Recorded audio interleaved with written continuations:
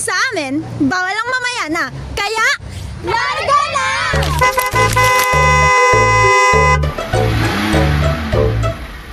Gawi-gawi say agaw na imbag nga aldaw. Magandang araw mga kalarga. Sa video na ito ay ating pag-aralan at alamin ang ipinagmamalaking tapestry ng Benguet. Kaya, larga na! Ang probinsya ng Benguet sa rehiyon ng Cordillera, ang mga katutubo sa lugar na ito ay kilala sa kanilang mga gawaing kamay na tapestry na nagpapakita ng kultura at kasaysayan.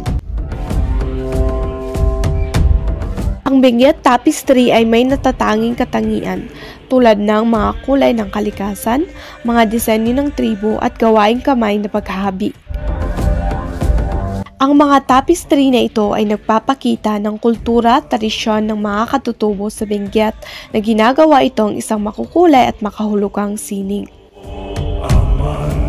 Ito ay isang uri ng sining na nagpapakita ng pagkakakilanlan ng Benguet at nagpapalawak ng kaalaman tungkol sa tradisyon at kultura.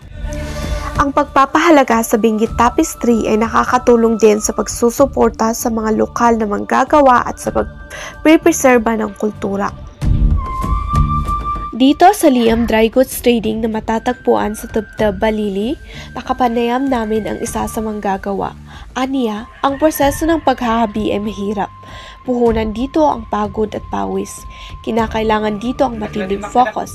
Dagdag pa niya, ang isang produkto ay aabutan sila ng 3 buwan bago matapos ang finished products. At ang saad niya sa mga kabataang gustong matuto ng paghahabi ay determinasyon at sipag ang mga kailangan. At sa ganitong paraan, napapahalagahan natin ang kultura at sining ng Benguet. At dyan nagtatapos ang aking video. Sana may natutunan kayo. Maraming salamat sa panonood. Bye!